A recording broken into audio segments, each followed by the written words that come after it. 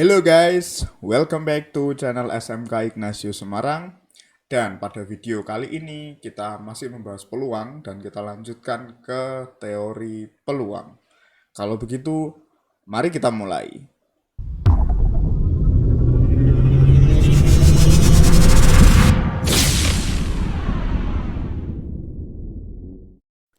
Baik, teori peluang ya.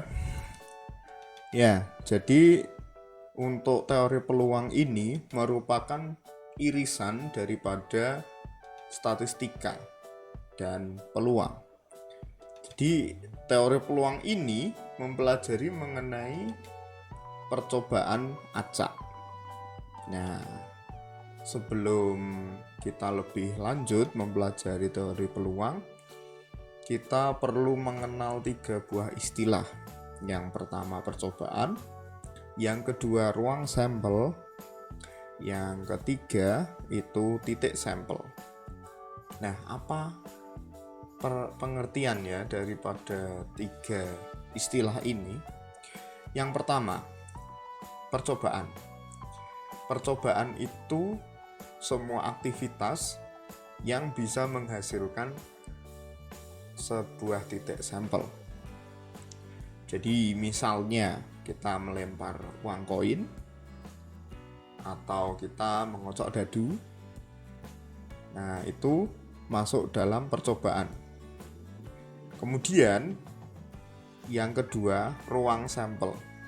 Ruang sampel ini itu adalah semua kemungkinan yang bisa terjadi daripada kita melakukan percobaan apapun itu, entah kita melempar koin atau kita mengocok dadu, seperti itu. Dan yang terakhir, titik sampel itu adalah hasil dari percobaan yang dilakukan, seperti itu. Nah, yang perlu dipelajari dalam teori peluang ini ada 3. Yang pertama frekuensi relatif, yang kedua peluang kejadian, dan yang ketiga adalah frekuensi harapan. Begitu. Oke, kita mulai dari frekuensi relatif. Nah, frekuensi relatif ini adalah banyaknya cara munculnya suatu kejadian X dengan banyaknya percobaan yang dilakukan. Nah, ini rumusnya seperti ini nih. Rumusnya seperti ini. Ya, FRX ya sama dengan X dibagi N. Dengan X adalah banyak kejadian yang muncul. Kemudian N itu banyaknya percobaan. Gitu. Kita contohkan. Ya, ini bisa kamu baca ya. Ada sebuah uang logam dilempar sebanyak 5 kali. Muncul gambar sebanyak 3 kali. Dengan demikian, frekuensi relatif dari munculnya gambar dari peristiwa itu adalah, nah, contoh soalnya seperti ini. Oke, pembahasannya kita langsung aja ya. Tadi kan muncul gambar sebanyak 3 kali. Jadi X di sini adalah munculnya gambar itu tuh frekuensi harapannya berapa. Ternyata munculnya 3 kali untuk gambar. Nah, percobaannya sebanyak 5 kali. Berarti frekuensi relatifnya yaitu 3 dibagi 5. Ya, berarti frekuensi relatifnya 3/5. Seperti itu. Nah, selanjutnya peluang kejadian. Ini sangat sering ya kita dengar di masyarakat atau di mana, di lingkungan kita, di peluang kejadian itu. Nah, peluang kejadian ini adalah perbandingan ya antara banyak cara atau banyak anggota kejadian X dibandingkan banyak anggota ruang sampel. Seperti itu. Nah, ini kita misalkan banyak cara atau banyak anggota X itu NX ya. Lalu banyaknya anggota ruang sampel itu NS, simbolnya gitu. Jadi peluang kejadian itu NX dibagi NS. Begitu. Untuk contohnya misalnya seperti ini. Jadi ada dadu nih, kita lempar. Muncul angka 2. Terus pertanyaannya, berapa peluang kejadian munculnya angka 2? Cara mengerjakannya kira-kira seperti ini. Kita perlu ingat dulu ya, bahwa dadu itu punya 6 sisi. Dan angka 2 hanya terletak pada salah satu sisinya saja. Itu artinya NX-nya bukan 2, tapi 1. Kenapa? Karena di situ yang ada angka 2-nya hanya satu sisi. Maka NX-nya 1. NS itu banyaknya sisi dadunya, ada 6 gitu. Dan juga kalau kita nyoba kalau ngocok dadu itu pasti kan sebuah dadu ya, bukan 2. Kalau 2 nanti beda caranya. Pasti ya kalau kita ngocok dadu itu nanti keluarnya ada 6 kemungkinan. Nah, ke-6-6-nya ini nih yang masuk ke dalam ruang sampel. Kayak gitu.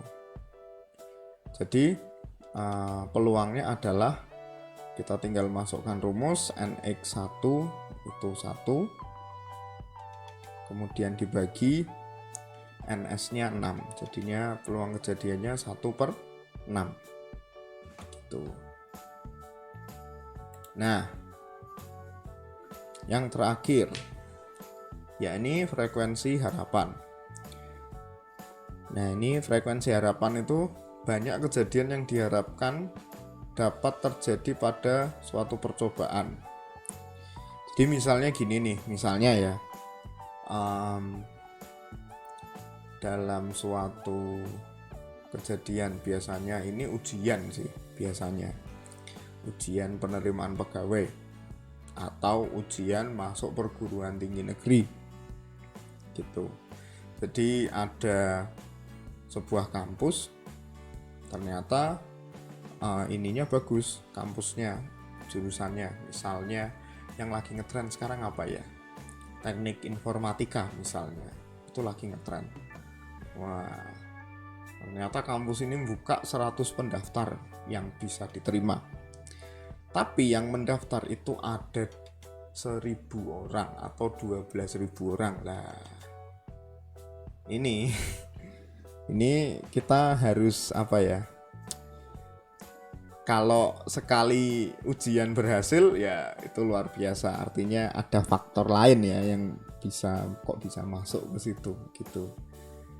Tapi kalau misalnya kita tidak ada faktor lain ya kan kita harus nyoba ya beberapa kali terus baru bisa keterima kayak gitu. Jadi frekuensi harapan itu kita ngitung dulu peluangnya berapa, kemudian itu dikali dengan banyaknya percobaan. Jadi frekuensi harapan FH simbolnya sama dengan PX dikali N.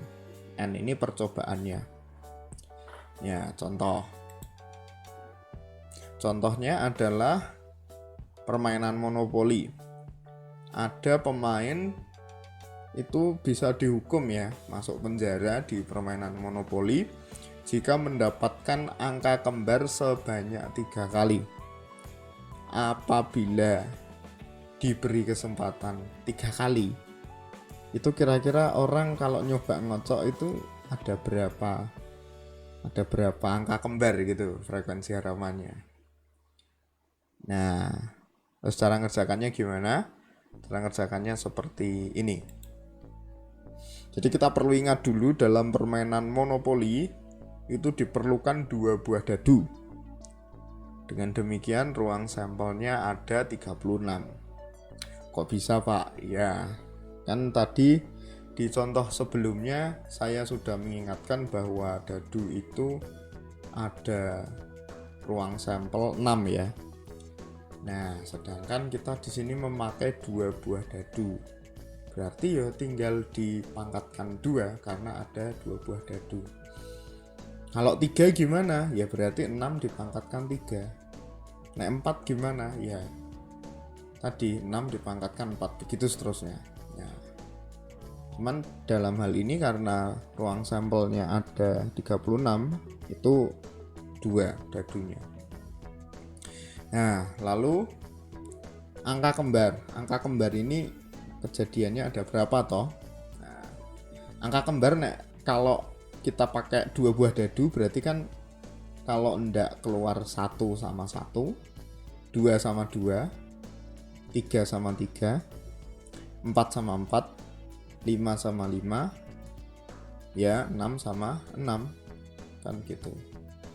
Jadi kalau kita hitung itu kejadian kembarnya itu ada 6 buah kejadian.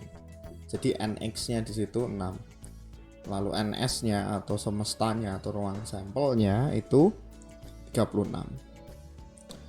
Lalu tadi di soal disebutkan ada 3 kali percobaan. Ya sudah, itu N-nya 3. Nah, di sini saya memberikan langsung ya. Langsung maksud saya perhitungannya itu langsung jadi 1. Bisa juga kita ngitung 1 per 1, artinya kita hitung peluangnya dulu. Setelah peluangnya ketemu baru kita kalikan dengan ini banyaknya percobaannya gitu. Nah, ini langsung berarti dimasukkan NX per S. Nah, hasilnya itu kan 6 per 36, terus dikali 3, didapatkan 6 per 12, didapatkan kalau kita lebih sederhana lagi 1 per 2, begitu. Terima kasih. Demikian teman-teman video dari saya. Kalau ada yang kurang berkenan dari yang saya sampaikan, saya minta maaf. Jangan lupa like, share, dan subscribe channel SMK Ignatius Semarang ini. Dan sampai jumpa di video berikutnya. Bye-bye.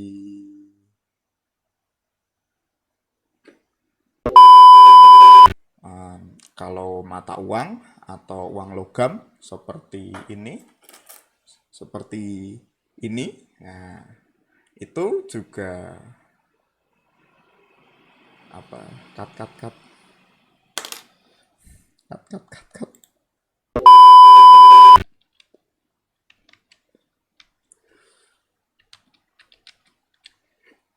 Cut.